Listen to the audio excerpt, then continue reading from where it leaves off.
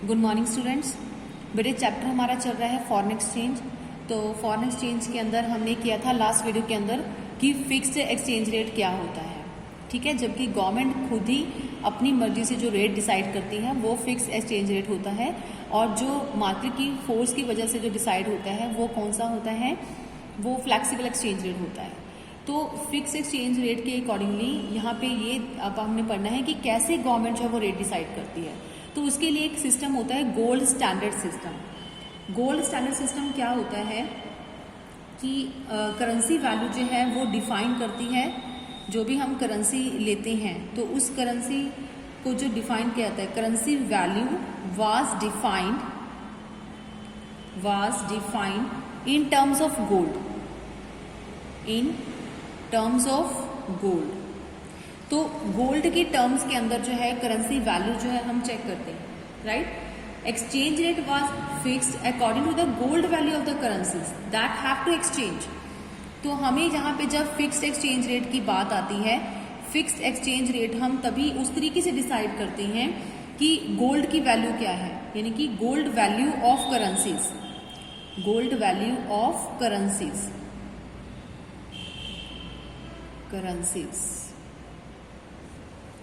मतलब कि करेंसीज की गोल्ड वैल्यू क्या है, यानी कि जब भी हम किसी करेंसी को उठाते हैं उस करेंसी में कितना गोल्ड हम परचेज कर सकते हैं, इसी के बिहाफ के ऊपर हमें डिवाइड हो जाता है, फिर हमें फाइंड आउट हो जाता है कि एक्सचेंज रेट क्या डिसाइड होगा। फॉर एग्जाम्पल, एक एग्जाम्पल है बेटे, जैसे एग्जाम्पल में हमने ले लिया कि अगर 1 रुपये की बात कर रहे हैं हम, 1 रुपया, उसको अगर हम मार्केट में उससे हमने अगर गोल्ड खरीदना है तो 125 ग्राम गोल्ड जो है वो हमें मिलेगा, ठीक है।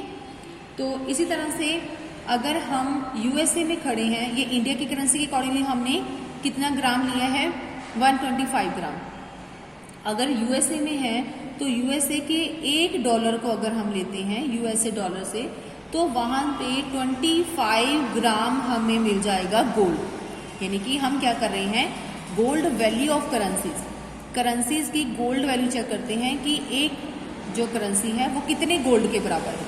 यहाँ पे 1 रुपया 125 गोल्ड के बराबर है, यूएसए का 1 रुपया 25 गोल्ड के बराबर है। यानी कि अगर हम सेम जैसे 125 ग्राम यूएसए में भी खरीदना चाहें तो हमें कितने डॉलर पे करने पड़ेंगे। $1 से में 25 ग्राम हमें गोल्ड मिलता है, और 125 ग्राम अगर हमें गोल्ड का वैल्यू करना हो तो उसके लिए कितने डॉलर लगेंगे, $5, ठीक है। सिंपल सी बात है, एक के लिए 25 और 5 के लिए 25, तो $5 जो है वो पे करने पड़ते हैं। तो एक्सचेंज रेट क्या डिसाइड हुआ, तो वो फिक्स्ड हो गया। फिक्स एक्सचेंज रेट मतलब 1 rupees is equal to $5, 1 rupees is equal to $5 के बराबर है। तो ये बन गया हमारा फिक्स एक्सचेंज रेट, क्योंकि गोल्ड के अकॉर्डिंगली, गोल्ड वैल्यू के अकॉर्डिंगली क्या डिसाइड हो जाता है, रेट डिसाइड हो जाता है। क्लियर। तो नॉर्मली क्या था, सभी कंट्री में जो था गोल्ड अवेलेबल था उस टाइम पीरियड में, तो इसीलिए गोल्ड को एक मेन वैल्यू, एक हमें यहाँ पे एक मेटल चूज कर लिया जिसके बिहाफ के ऊपर जो था सभी करेंसीज का एक्सचेंज रेट फाइंड आउट हो जाता था। लेकिन धीरे धीरे क्या हुआ कि गोल्ड हर एक कंट्री से धीरे धीरे खत्म होना शुरू हो गया।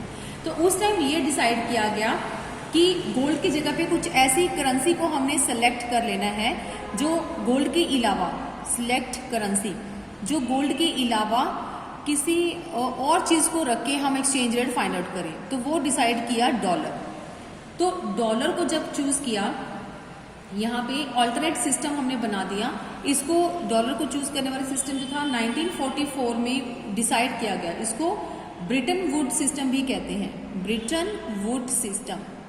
अब ये ब्रिटन वुड सिस्टम में क्या था कि जो भी हमारा गोल्ड सिस्टम था उसको चेंज करके हमने डॉलर में कन्वर्ट कर दिया कि अब डॉलर को साथ में रख के हमने देखना है कि हमारी करेंसी अकॉर्डिंगली जो है $1 खरीदना हो तो कितने रुपए लगेंगे, ठीक है। So the dollar was directly convertible into gold eight fix price. तो सीधा सीधा डॉलर को ही कन्वर्ट कर दिया, किसके लिए, इनटू गोल्ड, गोल्ड में, ठीक है, एट द फिक्स प्राइस के लिए।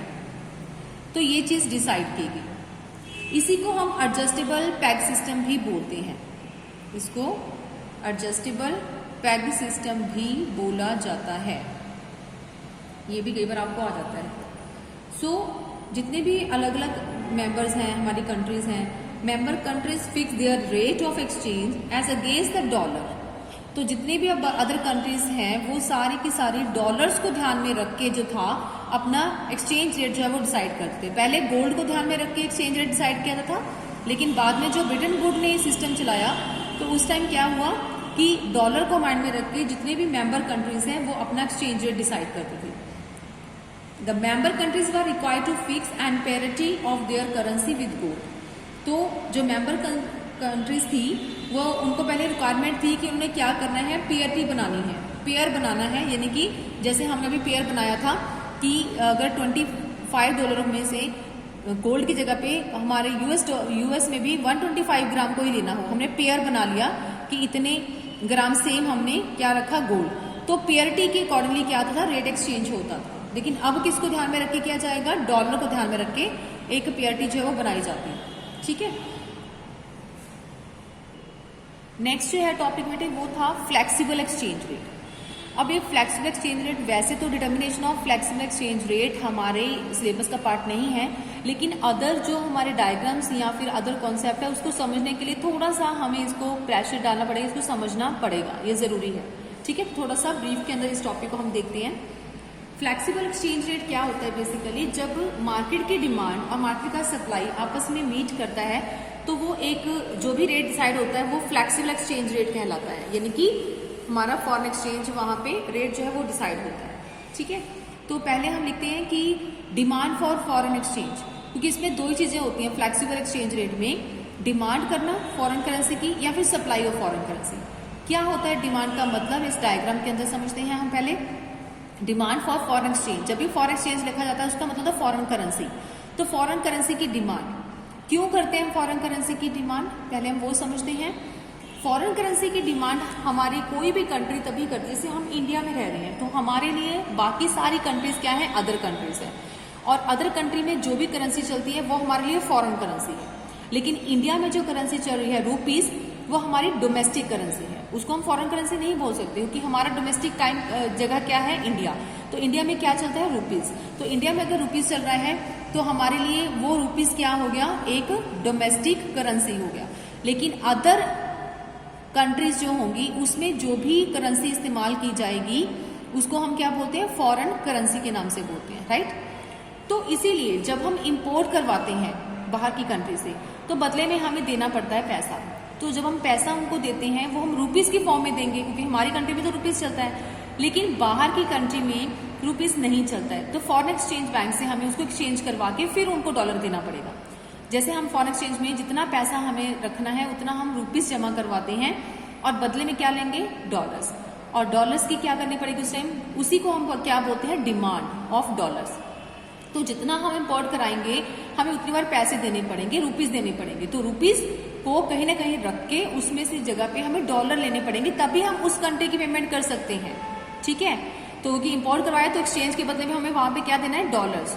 तो इसीलिए हमारी कंट्री में जितने भी इंपोर्ट्स होंगे उसके बदले में क्या करना पड़ेगा, डॉलर की डिमांड हमें करनी ही पड़ेगी। इसीलिए हम कहते हैं डिमांड ऑफ फॉरेन एक्सचेंज या डिमांड ऑफ फॉरेन करेंसी, बाहर की करेंसी की डिमांड कर रहे हैं। कहाँ पे, फॉरेन एक्सचेंज बैंक से हम वो ये चीज लेते हैं, रुपीज जमा करा देंगे और उनके बदले में डॉलर्स लेते हैं, जितने के भी इक्वल टू होंगे। अब इक्वल टू क्या होंगे, $1 अगर हमने मांगा तो हमें 70 रुपए या 80 रुपीज देने पड़ते हैं। तो वो समझ में आता है जितने भी हमें डॉलर चाहिए उतने रुपीज हम वहां पे डिपॉजिट करवाते हैं। That is called the demand of foreign exchange. अब ये फॉरेन एक्सचेंज का इन दोनों में कैसा रिलेशन है, प्राइस का। There is an inverse relation between the demand of foreign exchange and the rate of exchange, यानी कि रेट का डिमांड के साथ एक इनवर्स रिलेशन है। ठीक है, जैसे कि हम इस डायग्राम के अंदर देख लेते हैं। अगर हम ये बात करें कि रेट जो है वो पहले जो था 50 रुपीज है रेट, अगर हम ये मान के चलें पहले रेट 50 रुपीज है, ठीक है, ये रेट है। तो यहाँ पे हम डिमांड कर रहे हैं 20 यूनिट्स की, ये सिंपल सा हमने एग्जांपल लिया। अब क्या है कि यहाँ पे जो है डिमांड को हम लेके चलते हैं ना रेट के साथ, तो ये कह रहे हैं कि दोनों में इनवर्स रिलेशन है। तो इनवर्स रिलेशन को दिखाने के लिए हमें एग्जांपल तो लेना पड़ेगा ना। तो तो अगर रेट 50 रुपये है किस चीज़ का, एक्सचेंज रेट, तो एक्सचेंज रेट का मतलब आपको समझ आ गया मैं क्या कहना चाहती हूँ। 50 रुपये यानी कि $1 इक्वल टू 50 रुपये है, हमने ये माना हुआ है, ये रेट है। अगर हमारी मार्केट में, इंटरनेशनल मार्केट में डॉलर का जो रेट है वो कम हो गया, ठीक है, यानी कि अब वो डॉलर हमें कितने में मिलने लग गया है, 40 रुपये में, तो क्या होगा अगर ये रेट, एक्सचेंज रेट कम हो गया, that is the price of dollar. यहाँ पे प्राइस का मतलब गुड्स की बात नहीं कर रहे हैं, डॉलर की प्राइस की बात कर रहे हैं, यानी कि एक्सचेंज की बात कर रहे हैं। तो फॉरेन एक्सचेंज का जो रेट है वो डाउन हो गया, 40 हो गया। तो यहाँ पे क्या होगा, 40 होने से क्या फर्क पड़ेगा कि it means the earlier Indian people have to pay 50 to buy $1। जो पहले लोग थे वो 50 रुपये पे करते थे $1 के लिए, राइट, ठीक है। उसके बाद क्या होगा, now they have to pay ₹40 to buy $1 worth of goods. तो अभी उतने ही डॉलर के लिए उनको क्या करना पड़ता है, 40 रुपीज पे करने पड़ते हैं। तो ये हमारे लिए अच्छी बात है या नहीं, यस, ये हमारे लिए सही है कि हमें अब वही डॉलर 40 रुपीज में मिल रहा है।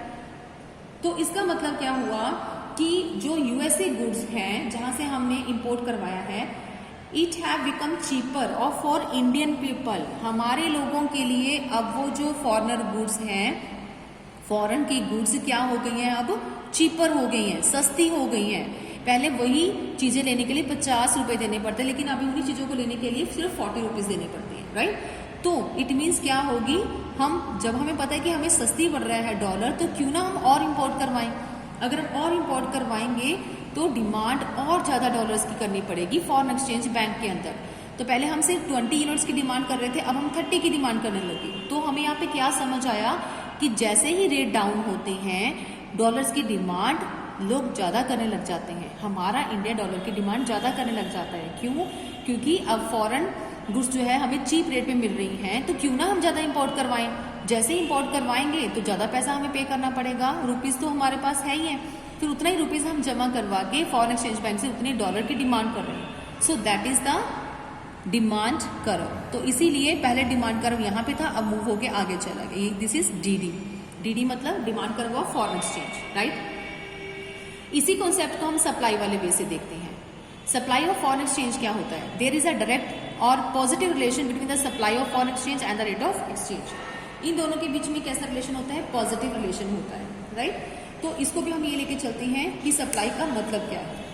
सप्लाई का मतलब कि लेट्स एग्जांपल ले लेते हैं इसमें भी कि यूएस डॉलर जो है इंडिया के अंदर जो है उसकी फॉल हो जाता है अगर 50 to 40 हो जाता है। सेम एग्जांपल जो भी हमने ऊपर ली है, 50 से पहले $1 जो है एक 50 रुपीज़ का था, लेकिन अब उसका रेट कम हो गया।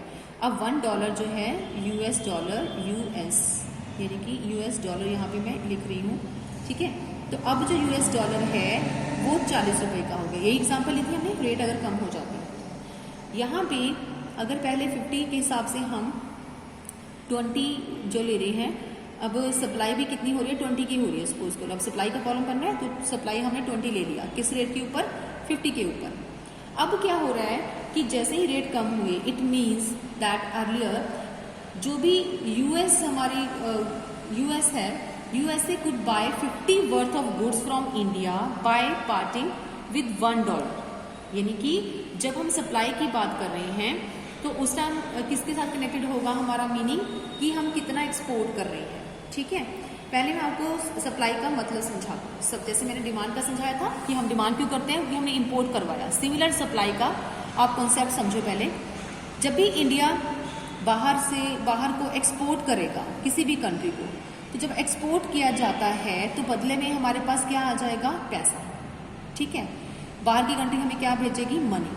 अब जो मनी भेजेगी वो तो उन्हें डॉलर्स में भेजनी है, क्योंकि उनकी कंट्री में तो डॉलर ही चलता है, लेकिन हमें यहाँ पे किस रुपीस में चाहिए, कौन सी करेंसी में चाहिए, रुपीस में। तो उस डॉलर को क्या किया जाएगा, उसी फॉरेन एक्सचेंज बैंक के अंदर जमा कर दिया जाएगा।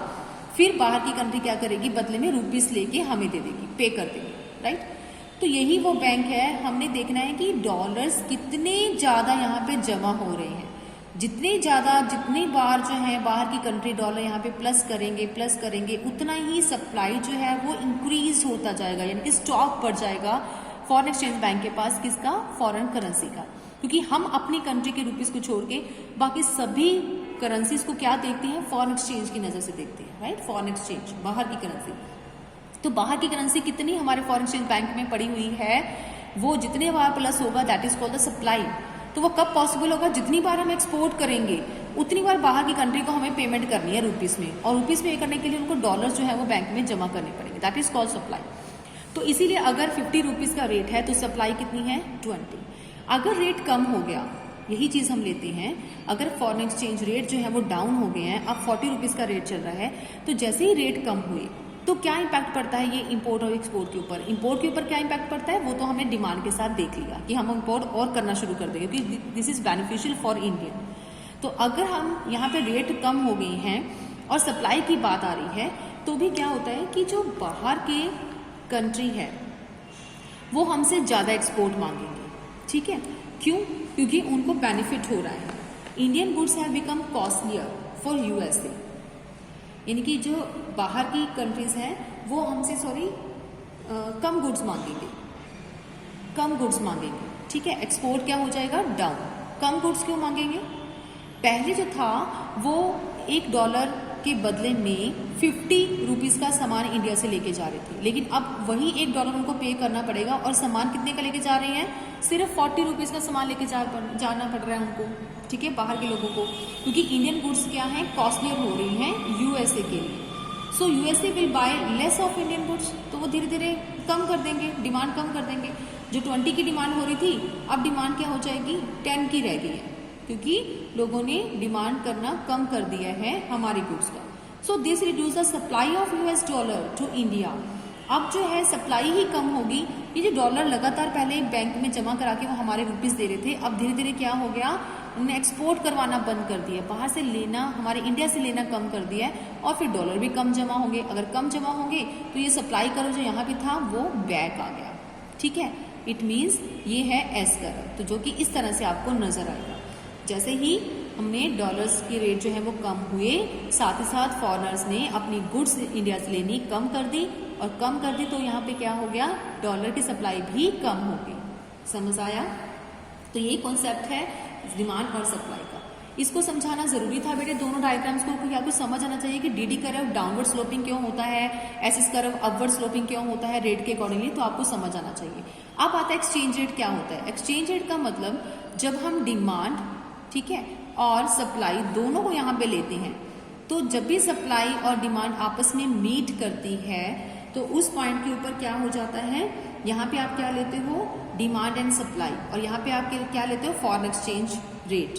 तो जिस जगह के ऊपर वो मीट करते हैं वही एक्सचेंज रेट डिसाइड हो जाता है। जैसे कि 50 या 70 कोई भी है, तो उतनी ही गुड्स जो है वो मार्केट में बिकती भी हैं, जैसे 30, या फिर उतनी ही क्या होती है, सप्लाई भी हो रही है, गुड्स नहीं डॉलर, उतनी 30 यूनिट्स की डॉलर की डिमांड हो रही है, 30 ही सप्लाई हो रहा है, और रेट कितना डिसाइड हो गया, 50।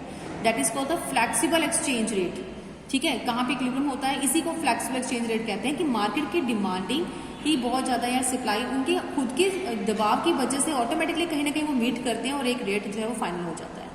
फिक्स एक्सचेंज में गवर्नमेंट खुद फाइनल करती है, लेकिन फ्लेक्सिबल एक्सचेंज में मार्केट की ही फोर्सेज जो है ऑटोमेटिकली इम्पैक्ट डालती हैं और एक रेट डिसाइड हो जाता है, राइट बेटे। ये सारा कंसेप्ट आपको समझाने का जरूरी था। इसके नेक्स्ट क्वेश्चन क्या है, नेक्स्ट जो है टॉपिक क्या है, सो बेटे नेक्स्ट बहुत ही इंपॉर्टेंट टॉपिक है, वो है डेप्रिसिएशन ऑफ डोमेस्टिक कंट्री, या फिर एप्रिसिएशन ऑफ डोमेस्टिक कंट्री क्या होता है। इसको हम चेंज इन डिमांड के तौर पे भी इस टॉपिक को लेके चल सकते हैं, तो एक ही बात है। यहाँ पे डेप्रिसिएशन हमें समझना है, डोमेस्टिक कंट्री को हम कहते हैं कि डेप्रिशिएट होगी हमारी करेंसी, तो इसका मतलब क्या है, it occurs when there is a fall in the value of domestic currency in terms of another foreign currency. किसी अदर करेंसी के तुलना में अगर हमारी कंट्री की जो प्राइसेस हैं, जो वैल्यू है, अगर वो गिर जाती हैं तो उसको बोलते हैं डेप्रिशिएट होगी हमारी कंट्री की करेंसी, ठीक है। जैसे कि हम बोलते हैं if the demand for foreign exchange increase, जैसे ही फॉरेन एक्सचेंज की जो डिमांड है वो बढ़ जाती है, supply schedule remaining the same, but जो एक्सचेंज रेट है विल राइज, वो बढ़ जाता है, ठीक है। A rise in the exchange rate implies appreciation of US dollar. तो इन सब का मतलब क्या है, एक डायग्राम लेते हैं और उसके अकॉर्डिंगली हम इसको समझते हैं। यहाँ पे बेटे हम ले रहे हैं डिमांड और सप्लाई दोनों ही एक साइड में, और यहाँ पे हम ले रहे हैं एक्सचेंज रेट। तो अब हम क्या कर रहे हैं कि एक डिमांड कर्व ड्रॉ कर देते हैं फ्री हैंड, और एक सप्लाई कर्व यहाँ पे मैंने ड्रॉ कर दिया, और जहाँ पे वो मीट करेंगे वहाँ पे यहाँ पे क्या हो गया, इंटरनेशनल फॉरेन एक्सचेंज रेट जो है वो फाइनलाइज हो गया। तो हमने मान लिया कि ये 60 रुपये फाइनल हुआ है। तो ये 60 रुपये का मतलब $1 जो है उसका रुपीज़ में अगर देखा जाए तो किसके बराबर है, 60 रुपये के बराबर है, राइट। तो $1 60 रुपये के बराबर है। इतने में 20 यूनिट्स जो है वो डॉलर की डिमांड और 20 यूनिट्स डॉलर की सप्लाई हो रही है फॉरेन एक्सचेंज मार्केट के अंदर। अब नॉर्मली हम क्या देते हैं कि सो यहाँ पे क्या हो गया, E, इसको हम E भी लिखते हैं, यहाँ पे इक्विलिब्रियम सेटअप हो गया, ठीक है। दिस इज डिमांड और ये क्या है, सप्लाई, और यहाँ पे इक्विलिब्रियम सेटअप हो गया 60 रुपये के अकॉर्डिंगली। अब हम ये मान के चलते हैं कि यहाँ पे हम इंक्रीजमेंट, यहाँ पे सॉरी D, यहाँ पे S लिखेंगे, बाय मिस्टेक मैंने यहाँ पे चेंज कर दिया था। ये हो गया हमारा सप्लाई कर्व और ये हो गया हमारा डिमांड कर्व, राइट। अब हमने क्या करना है, ये हम दिखाएंगे कि D अगर किसी भी वजह से मार्केट में जो है डिमांड बढ़ जाती है डॉलर्स की, बहुत सारे फैक्टर्स हैं, बहुत सारी चीज़ें हैं जिसकी वजह से डिमांड बढ़ जाती है डॉलर्स की, लोग ज़्यादा डिमांडिंग हो जाते हैं, ठीक है। खाली एक्सपोर्ट नहीं लेना कि हमारी कंट्री ज़्यादा एक्सपोर्ट कर रही है तो बदले में उन्होंने हमें पैसा देना है, तो इसलिए वो डॉलर्स को रखेंगे, जमा करते हैं फॉरेन एक्सचेंज बैंक में और फिर वहाँ से करेंसी लेते हैं। और भी अदर रीजंस हैं जो कि हम धीरे धीरे इस चैप्टर के अंदर रीड करेंगे। तो बहुत सारे रीज़न की वजह से हमारे जो इंडियंस हैं वो डॉलर्स की डिमांड बढ़ा देती हैं। तो हमने नया डिमांड कर्व बना दिया कि इंक्रीज इन डिमांड मतलब शिफ्ट हो गया, D1 हमने कर दिया, जैसे कि हमने नॉर्मली प्लस में भी किया हुआ ये कॉन्सेप्ट को कि D1 आगे की तरफ शिफ्ट हो जाता है। अब क्या होगा कि जब यहाँ पे पहुँचा तो मार्केट में क्या होगा, ये एक नया S में कोई चेंज नहीं लेना हमें, S वहीं पे स्टेबल है, S में कोई चेंज नहीं, लेकिन D बदल गया तो एक नया E1 स्टार्ट हो जाएगा, यहाँ पे नया इक्विलिब्रियम बनेगा जिसको हम E1 बोलेंगे, और जहाँ पे भी आपस में मीट करेंगे फिर से एक रेट फाइनल होगा, क्योंकि रेट तो फाइनल होना ज़रूरी है, क्योंकि जैसे ही इकोनॉमी में यहाँ पे हमारा फ्लेक्सिबल का मतलब ये होता है कि जैसे सप्लाई और डिमांड मैच करेंगे वहीं पे हमारा क्या हो जाएगा, रेट डिसाइड हो जाएगा। अब रेट जो है, डिमांड अगर इंक्रीज होगी तो नेचुरली कि नया इक्विलिब्रियम बनेगा, इक्विलिब्रियम बन गया तो नया रेट हमने ले लिया, यहाँ पे हमने ले लिया 70। जैसे ही रेट इंक्रीज हुए तो उसका क्या इम्पैक्ट पड़ा हमारी डोमेस्टिक करेंसी के ऊपर। रेट जब भी बढ़ा, अब जो है $1 ₹70 का मिलता है। अगर जब हम पहले बाहर की कंट्री के साथ डील करते थे तो अगर हमें फॉरेन एक्सचेंज बैंक से डॉलर लेना है तो 60 रुपये देने पड़ते थे, लेकिन अब हमने $1 मांगा उनसे तो 70 रुपये देने पड़ते हैं, 70 रुपीज़ पे करने पड़ते हैं। तो यानी कि हमारे रुपीज़ की वैल्यू तो है ही नहीं है, हमारी वैल्यू क्या हो जाएगी उस टाइम, इसको बोलते हैं डेप्रिशिएट होगी, ठीक है। डोमेस्टिक करेंसी क्या हो जाती है उस टाइम, डेप्रिशिएट हो गई, ये माना जाता है, क्लियर। तो increase in the rate implies more rupees are needed to buy $1। तो इसका मतलब ये है कि जैसे ही रेट बढ़ा तो हमारी इंडियंस को मोर रुपीज देने पड़ेंगे, ज़्यादा रुपए देने पड़ेंगे। कितने ज़्यादा रुपए देने पड़ेंगे, 10 रुपीज़ और देने पड़ेंगे $1 को लेने के लिए। So it means Indian rupees is depreciating, ठीक है। In currency depreciate, domestic currency has become less valuable. तो इसी चीज़ अगर कोई करेंसी डेप्रिशिएट होती है तो हम बोलते हैं कि उसकी वैल्यू कम हो गई, लेस वैल्यूएबल उस करेंसी को काउंट किया जाता है, इसीलिए उसके लिए डेप्रिशिएशन वर्ड चूज किया गया है, ठीक है। अब इसी के ऑपोजिट अगर हम यूएसए की बात करें, यूएस डॉलर जो है यानी कि वो क्या हो गया वहाँ पे, एप्रिशिएट, ठीक है। जैसे ही रेट एक्सचेंज इंक्रीज हुए implies appreciation of US dollar, या फिर डेप्रिशिएट क्या हो गया इंडियन इकोनॉमी, लेकिन एप्रिशिएट क्या हो गया यूएस डॉलर। अब इसको भी समझते हैं एप्रिशिएट क्यों हुआ, क्योंकि पहले जो हमारे फॉरेनर्स थे इंडिया से जब माल एक्सपोर्ट करवा रहे थे तो उनको 60 रुपये पे करने पड़ते थे, ठीक है, $1 के अकॉर्डिंगली। लेकिन आज वो क्या करते हैं, जब उन्होंने माल लेना है तो $1 तो आज भी उन्होंने पे किया, लेकिन कितने का सामान यहाँ से खरीद के लेके चले गए, 70 रुपीज़ का सामान लेके चले गए। तो उनकी करेंसी क्या हो रही है, उनके अकॉर्डिंगली उनको एप्रिशिएशन मिल गया, उनकी करेंसी की तो वैल्यू अच्छी हो गई है। $1 पहले भी देते थे, $1 आज भी दे रहे हैं, लेकिन सामान कितना ले रहे हैं, 10 रुपये ज़्यादा का सामान यहाँ से परचेज करके लेके जा रहे हैं। So that is called the कि जैसे ही फॉरेन एक्सचेंज रेट बढ़ता है, एप्रिशिएशन ऑफ यूएस डॉलर, उसको एप्रिशिएट बोला जाता है, लेकिन हमारी इकॉनमी क्या हो रही है, डेप्रिशिएट हो रही है, हमारी करेंसी डेप्रिशिएट हो रही है। ये हो गया फर्स्ट कंसेप्ट।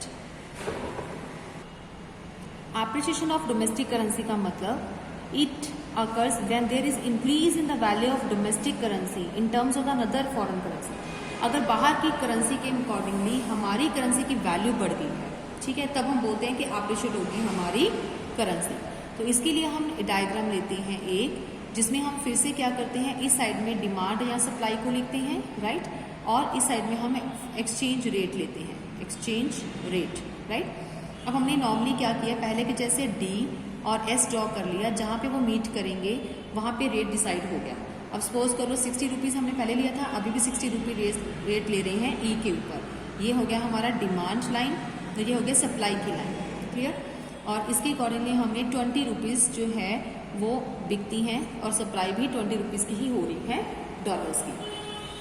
अब यहाँ पे क्या हो रहा है कि the supply of exchange, foreign exchange increases.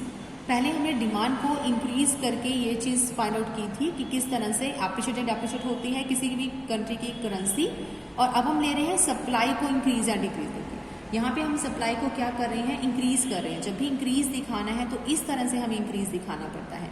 एक नया S1 बन गया, यानी कि बहुत सारे ऐसे और फैक्टर्स होते हैं जो कि सप्लाई को इंक्रीज कर देते हैं, शिफ्ट कर देते हैं। यहाँ पे हमने इसको शिफ्ट करके दिखाया। जैसे ही इकॉनमी में सप्लाई शिफ्ट हुई, ये दोबारा एक नए डी के ऊपर मैच करेगी, जिसको हम E1 कहते हैं। और यहाँ पे मैच करने का मतलब क्या हो गया कि एक नया रेट बन गया, ठीक है, 50। तो तब तक डिक्रीज हो, जब तक एक नया रेट फाइनल ना हो जाए। यहाँ पे फिर से नया S1 डी के साथ मैच किया तो ये 50 रुपीज़ हो गए। इट मीन्स जब भी रेट डाउन होते हैं तो सप्लाई बढ़ने से क्या हो गया, रेट क्या हो गए, सप्लाई बढ़ी, रेट्स क्या हो गए, डाउन हो गए, right. So a fall in the exchange rate appreciate of Indian rupees, इससे हमारा जो रुपी है वो एप्रिशिएट हो गया, ठीक है। अब यहाँ पे एप्रिशिएट कैसे हुआ, जैसे हमने यहाँ पे लिया था कि इक्विलिब्रियम हमने सेटअप किया था ई पॉइंट के ऊपर। तो पहले हमने लिया है $1 is equal to 60 rupees, right. $1 के बदले में 60 रुपये देने पड़ रहे थे, लेकिन अब वही $1 के बदले में हमारी कंट्री को सिर्फ 50 रुपीज़ पे करने पड़ रही हैं। तो हमारी तो वैल्यू बढ़ गई है। इसी को बोलते हैं appreciate of domestic currency, clear. लेकिन यही कॉन्सेप्ट अगर हम लेते हैं कि फॉरेन एक्सचेंज रेट जैसे ही डाउन होते हैं, तो अगर हम यूएसए की बात करें तो यूएसए पे क्या इम्पैक्ट पड़ेगा, यूएसए की जो करेंसी है वो क्या हो जाएगी, डेप्रिशिएट होती नजर आएगी, डेप्रिशिएट हो रही है। क्यों, क्योंकि अगर वही सामान जो है इंडिया से जो पहले ले रहे थे फॉरेनर्स, तो उनको 60 रुपये का सामान मिलता था, $1 वो पे करते थे और 60 रुपीज़ का सामान लेके जाते थे। लेकिन आज की डेट में वो $1 पे कर रहे हैं, लेकिन सामान कितने का लेके जा रहे हैं, सिर्फ 50 रुपये का सामान यहाँ से लेके जा रहे हैं, 50 रुपीज़ का, 10 रुपीज़ का कम लेके जा रहे हैं।